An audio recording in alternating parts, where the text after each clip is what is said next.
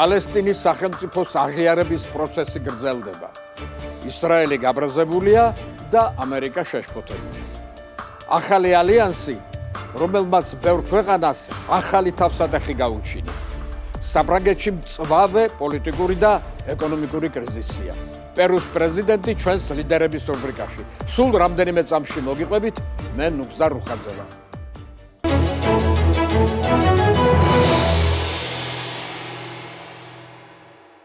გამარჯობა.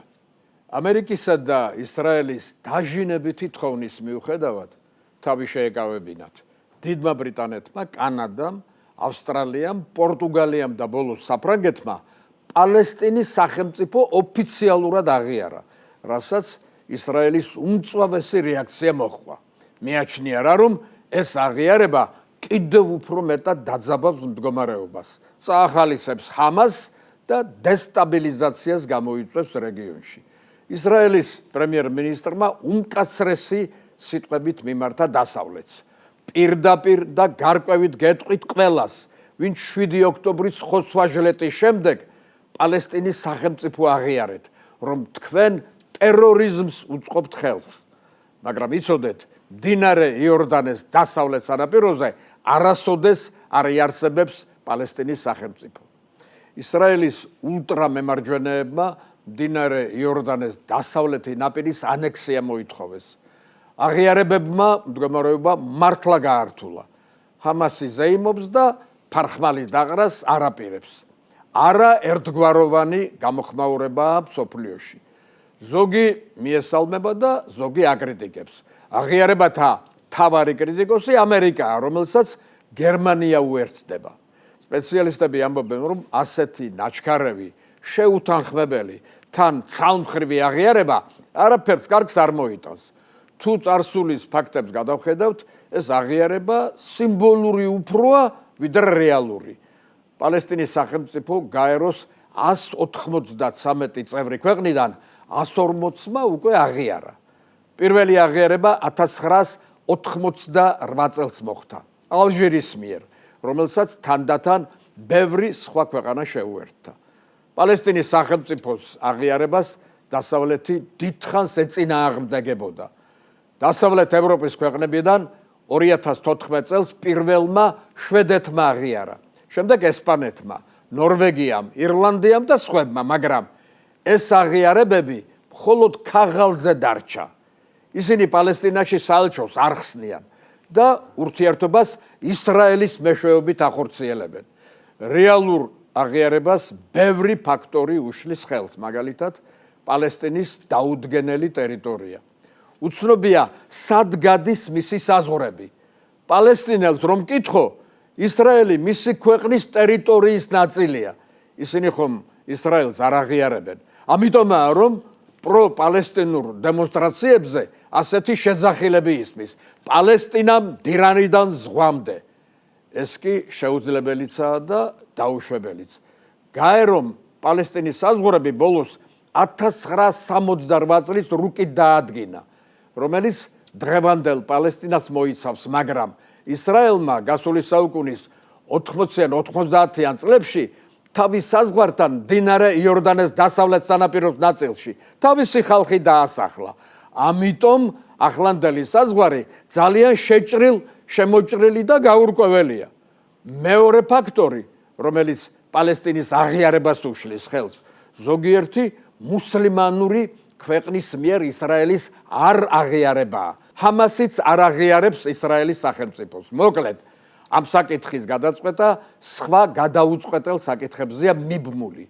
1993 წლის ოსლოს ცნობილმა ხელშეკრულებამ პალესტინა ისრაელის პრობლემის მოგვარება თითქოს შესაძლებელი გახადა, მაგრამ რადიკალებმა ორივე მხრიდან არ აღიარეს ეს ხელშეკრულება. საჭირო იყო კომპრომისი, რომლის მიღწევა შეუძლებელი აღმოჩნდა. ახლა ისმის კითხვა, რაში დასჭირდათ დასავლეთის ქვეყნებს ეს სიმბოლური აღიარება? ალბათ შიდა პოლიტიკური სტაბილურობისთვის. ევროპაში მუსლიმი მოსახლეობა მომრავლდა და მომძლავრდა. ისინი ცხადია პალესტინას უჭერენ მხარს. ბოლო 2 წელია დასავლეთში არ წყდება პრო-პალესტინური დემონსტრაციები. ეს სიმბოლური აღიარებები კი მათ ერთგვარად ამშვიდებს. ექსპერტების ვარაუდით, პალესტინის რეალური აღიარებაც არაა შორს. გაჩნდა აზრი, რომ ისრაელსა და ამერიკას მოლაპარაკებაზე წასვლა და ბოლოს პალესტინის სახელმწიფოს აღიარება მოუწევს. ცივი ომის დასრულების შემდეგ ბევრი რამ შეიცვალა. ამერიკის ჰეგემონია შესუსტდა. ევროპული მონოლითი შეირყა. სახელმწიფოები საკუთარი ეროვნული ინტერესებიდან გამომდინარე დამოუკიდებლად იღებენ გადაწყვეტილებებს. შესაბამისად, მსოფლიოში დაბნეულობა მატულობს და მოვლენათა პროგნოზი რთულდება.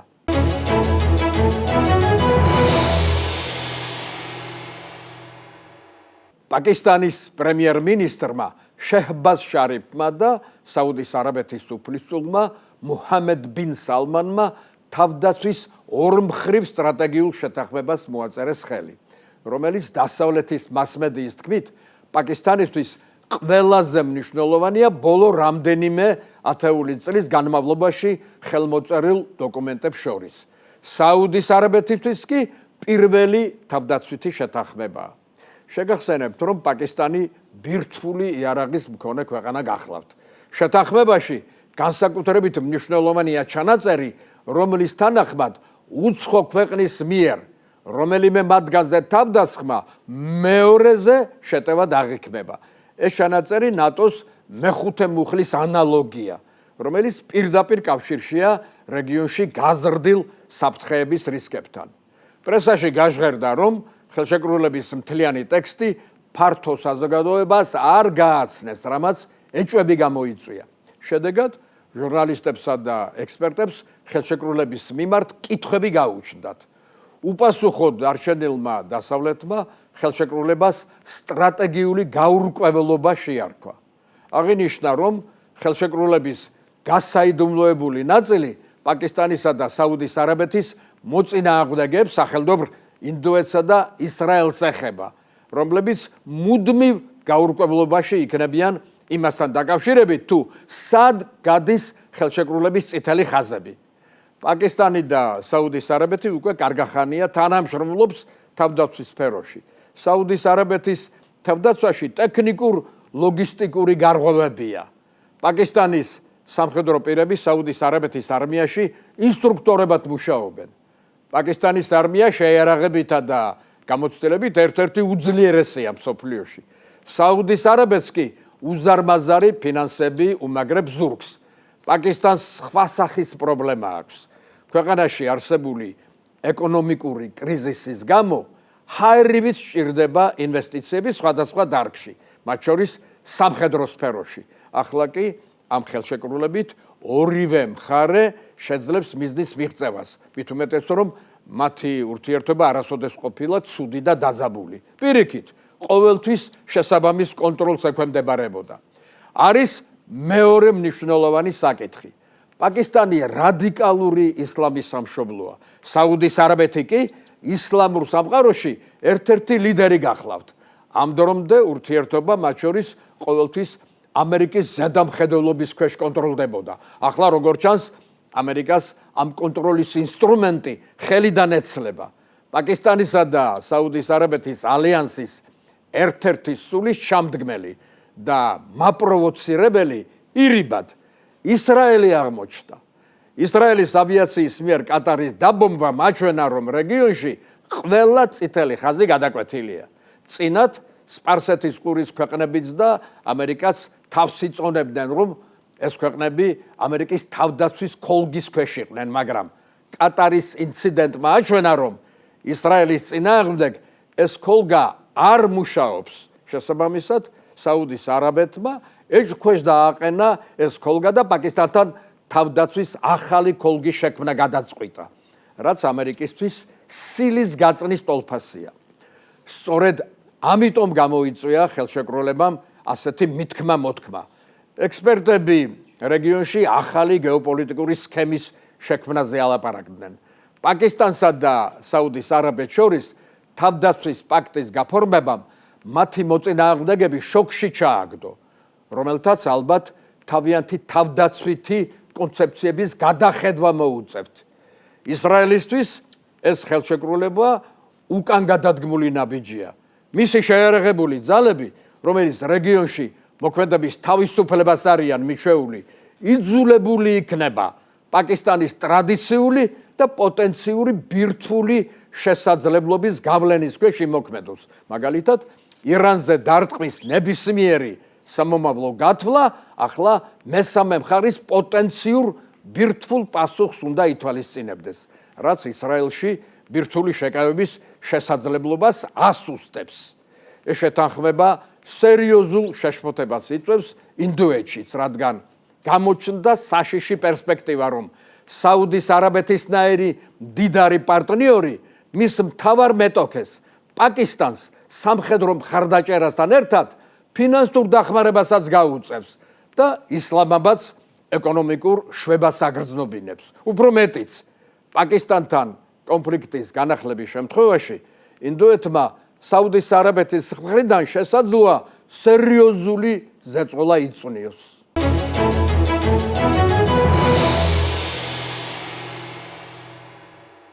საფრანგეთი უკვე რამდენიმე წელია არასტაბილურ პოლიტიკურ ვითარებაში ცხოვრობს. ქვეყანას ეკონომიკურადაც გაუჭირდა.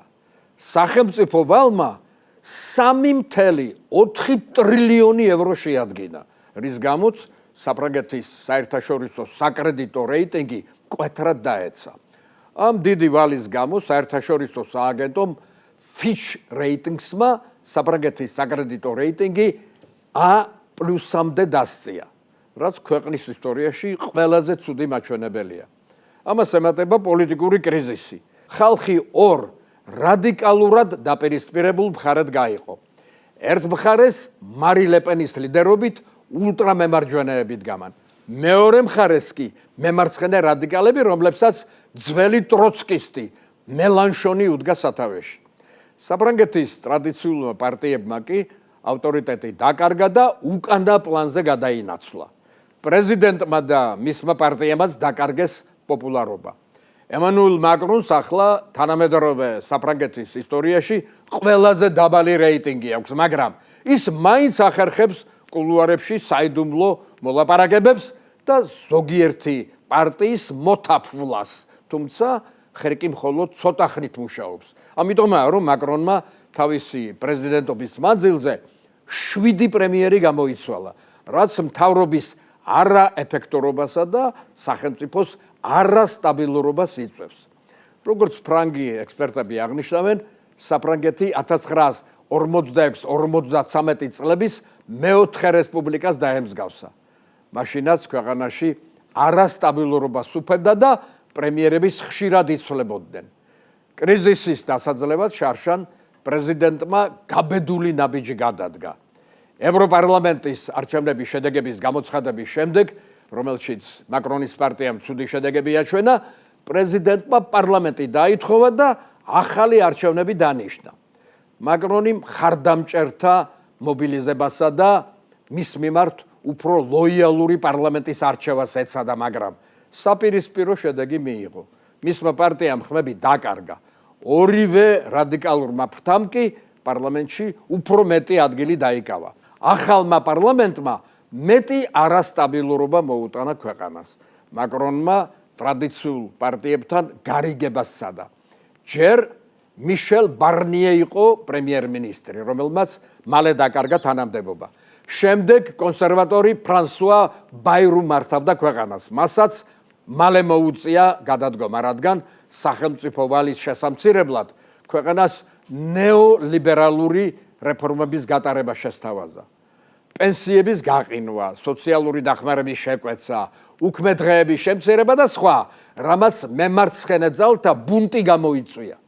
მაკრონმა პოლიტიკური კრიზისის დასაძლევად ქვეყანას პრემიერ-მინისტრობის ახალი კანდიდატი, მისი თანამებრძოლი და თავდაცვის მინისტრი სებასტიან ლეკარნო შესთავაზა, რომელიც ხალხს კი უყვარს, მაგრამ მასაც ნეოლიბერალური რეფორმების გატარება სურს, რაც დღევანდელ მდგომარეობაში პრაქტიკულად შეუძლებელია. პრემიერ-მინისტრად მისი დანიშვნის პირველივე დღესვე საფრანგეთში მასობრივი დემონსტრაციების ტალღა აგორდა. დემონსტრანტები პრეზიდენტისა და პარლამენტის ახალ არჩევნებს ითხოვდნენ. პირველ დღეებში საფრანგეთის ქუჩებში 250,000-მდე ადამიანი გამოვიდა. ისინი კატავდნენ ქუჩებსა და წვავდნენ ნაგვის ბუნკერებს. ამიტომ პოლიციას ხისტი ზომების გატარება მოუწია. 300-მდე ადამიანი დააკავა. მოგვიანებით ახალი საპროტესტო ტალღა აგორდა, რომელსაც პროფკავშირები მეთაურობდა. დემონსტრანტების რიცხვმაც საგრძნობლად იმატა. სხვადასხვა ქალაქში 1 მილიონამდე ადამიანმა გააპროტესტა მაკრონის პოლიტიკა. პროფკავშირების ხელმძღვანელობამ კი ახალ პრემიერ-მინისტრს ულტიმატუმი წაუყენა. უარი თქვას ნეოლიბერალურ რეფორმებზე, თორემ პროფკავშირის საყოველთაო გაფიცვას გამოაცხადებს. საქმეს ისიც ართულებს, რომ ახალი პრემიერ-მინისტრი პარლამენტში ჯერ არ არის დამტკიცებული. პარლამენტში კი ლეკარნოს დიდი ბრძოლები ელოდება. ამიტომ პრემიერა დამტკიცებამდე მან მაკრონის პოლიტიკას მიმართა და ტრადიციულ პარტიებთან მოლაპარაკებები დაიწყო. ის უკვე შეხვდა სოციალისტებს, მაგრამ როგორც მასმედიამ განაცხადა, შეხვედრა იყო შეხვედრისთვის. ორივე მხარე თავის აზრზე დარჩა. ამ დროს ლეკარნოს ჰაერივით ჭირდება სოციალისტების ხმები. ახლა ლეკარნოს და მაკრონს მძიმე გადაწყვეტილების მიღება მოუწევთ. ან ვარსიტყვიან ნეოლიბერალური რეფორმების გატარებაზე, ან ქვეყანაში კიდევ უფრო გაღრმავდება კრიზისი. როგორც საფრანგეთის ექს-პრეზიდენტმა ფრანსუა ოლანდმა განაცხადა, ლეკარნოსა და მაკრონს არ აქვთ შეცდომის დაშვების უფლება.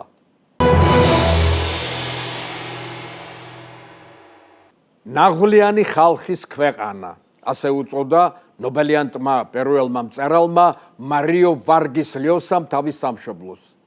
სამხრეთ ამერიკის დასავლეთში მდებარე პერუ ტერიტორიის სიდიდით მხოლოდ ბრაზილიასა და არგენტინას ჩამორჩება, თუმცა მოსახლეობის რაოდენობით მათ შორის ყველაზე მცირე რიცხოვანია. ქვეყანაში 34 მილიონი ადამიანი ცხოვრობს.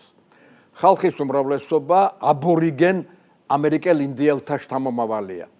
ამ მიწაზე ცივილიზაციის არსებობა ძველი წელთაღრიცხვის მე-6,000 წლებში დასტურდება.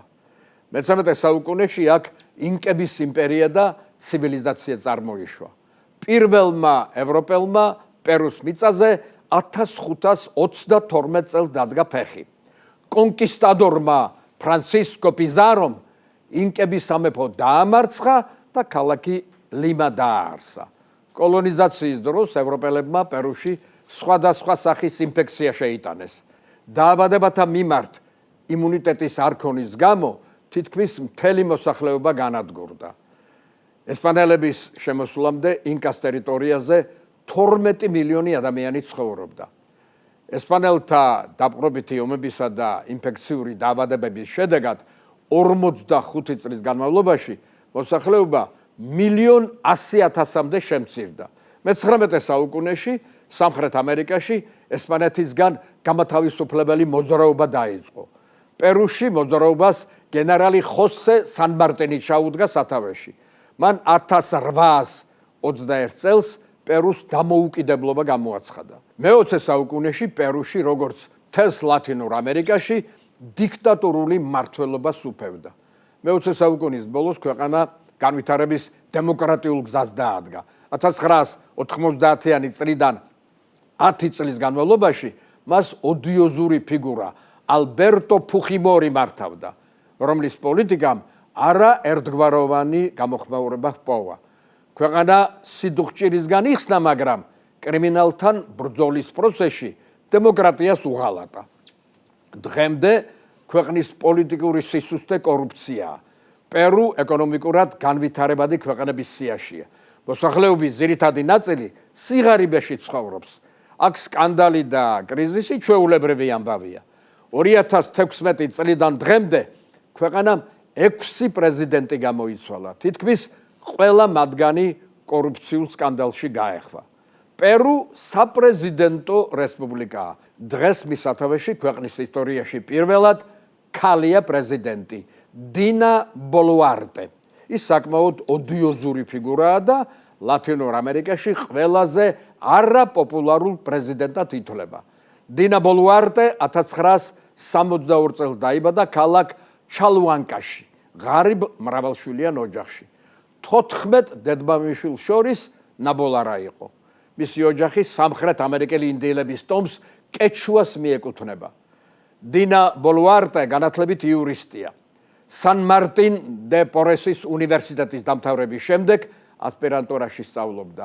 2007 წლიდან ის პერუს დედაქალაქის ლიმას იუსტიციის სახლის მუშაკი იყო. შემდეგ ლიმას ერთ-ერთი რაიონის იუსტიციის სახლს მართავდა. ბოლუარტემ პოლიტიკური კარიერა 2018 წელს დაიწყო, თუმცა წარუმატებლად. მემარცხენე პარტია თავისუფალ პერუში გაწევრიანდა, რომელმაც იგი ქალაქ სურკილიოს მერობის კანდიდატად დაასახელა. დინა ბოლუარტემ არჩევნებით წააგო. 2020 წელს მან ქვეყნის ვადამდელ საპარლამენტო არჩევნებშიც მიიღო მონაწილეობა, მაგრამ აქაც მარცხი განიცადა. მისმა პარტიამ პარლამენტში ვერც ერთი კანდიდატი ვერ გაიყვანა. 2021 წლის საპრეზიდენტო არჩევნებში პარტიამ და პრეზიდენტობის კანდიდატმა პედრო კასტილიომ დინა ბოლუარტე ვიცე-პრეზიდენტობის კანდიდატად წამოაყენეს. კასტილიოს კონკურენტი პერუს ყოფილი პრეზიდენტის ალბერტო ფუხიმორის ქალიშვილი კეიკო ფუხიმორი იყო. მეორე ტურში კასტილიო ბოლუარტეს ტანდემმა გაიმარჯვა და დინა ბოლუარტე ქვეყნის ვიცე-პრეზიდენტი გახდა. მოგვიანებით ვიცე-პრეზიდენტმა ბოლუარტემ სოციალური ინტეგრაციისა და განვითარების მინისტრის თანამდებობა შეითავსა. 2022 წლის იანვარში ბოლუარტეს ქვეყნის პრეზიდენტთან და თავის პარტიასთან უთანხმოება დაეწყო. არჩეულ ვიცე-პრეზიდენტს ვერ გადააყენებდნენ, მაგრამ ბოლუარტე მინისტრის თანამდებობიდან გაათავისუფლეს და პარტიიდანაც გარიცხეს. წლის ბოლოს ქვეყანაში პოლიტიკური კრიზისი განვითარდა. პერუს პრეზიდენტი კორუფციაში ამხილეს. პარლამენტმა მისი იმპიჩმენტის პროცედურა დაიწყო.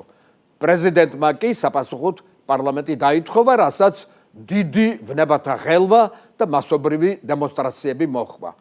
პრეზიდენტი თანამდებობიდან გადადგა. პარლამენტმა ქვეყნის პრეზიდენტად ვიცე-პრეზიდენტი დინა ბოლუარტე დაამტკიცა. ასე გახდა 61 წლის გამოუცდელი პოლიტიკოსი პერუს პრეზიდენტი. ოპოზიციამ დინა ბოლუარტეს გაპრეზიდენტება გააპროტესტა და ახალი არჩევნების ჩატარება მოითხოვა. პერუს რამდენიმე ქალაქში მასობრივი გამოსვლები გაიმართა. ახალმა პრეზიდენტმა ხალხს ხისტად უპასუხა და პროტესტის დაშლის ბრძანება გასცა, რასაც მსხვერპლი მოჰყვა. 70 დაიღუპა და 2000-მდე ადამიანი დაიჭრა. პრეზიდენტს დინა მკვლელი შეარქვეს. რაც შეეხება სკანდალებსა და კორუფციულ მაქინაციებს, ბოლუარტემ ამაშიც გამოიჩინა თავი. პირველი სკანდალი 2023 წელს აგორდა. პრეზიდენტი 2 კვირით გაქრა. არავინ არ იცოდა მისი ადგილსამყოფელი. მოგვიანებით გაირკვა, რომ ქალბატონი პრეზიდენტი პარლამენტის უკითხავად საზღვარგარეთ გაფრინდა, სადაც პლასტიკური ოპერაციები გაიკეთა. ფაქტმა დიდი აღშფოთება გამოიწვია. მეორე სკანდალი ძვირად ღირებული როლექსის საათებს შეეხო. 2024 წელს ბოლუარტე საზოგადოებაში როლექსის საათით გამოჩნდა. ფაქტით ოპოზიცია და გენერალური პროკურატურა დაინტერესდა. ქალბატონ პრეზიდენტს ასეთი საათების კოლექცია აღმოაჩნდა. თავის გასამართლებლად ბოლუარტემ თქვა, რომ საათები მეგობარ ბიზნესმენს ეკუთვნოდა. უბრალოდ მისგან ითხოვა. ცხადია, ასეთი ახსნა განმარტება არავინ არ დაიჯერა, მაგრამ ბოლუარტე ამჯერადაც გადაურჩა ბრალდებას. ასეთი ფაქტებისა და მოსახლეობის მიმართ გულგრილობის გამო მისი რეიტინგი მკვეთრად დაეცა. უფრო ზუსტად მოსახლეობის მხოლოდ 3% უჭერს მხარს, მაგრამ ის მაინც მყარაძის პრეზიდენტის სავარძელში. მას ქვეყნის ბიზნეს ელიტა, ჯარი და პოლიცია უჭერს მხარს. პრეზიდენტ ბოლუარტეს მიმართ არაერთგვაროვანი განწყობაა მსოფლიოში. მაგალითად, ბრაზილია და ჩილე მის მხარესაა. ევროპის ქვეყნების უმრავლესობა აკრიტიკებს. ბოლუარტეს პრეზიდენტობის დროს პერუს ჩინეთის სახით ახალი მეგობარი და ინვესტორი გამოუჩნდა. ჩინეთს სურს ლათინურ ამერიკულ ბაზარზე პერუ მისი საყრდენი ძალა იყოს. ბოლუარტე თავის მხრივ ოსტატურად იყენებს ჩინეთის გავლენას. დინა ბოლუარტე განქორწინებულია. მას 2 შვილი ჰყავს. დღეს ასე დავამთავრებ. მადლობა ყურადღებისთვის. მე ნუგზარ უხაძე ვარ და მომავალ შაბათს ისევ გიხილავთ. ნახვამდის.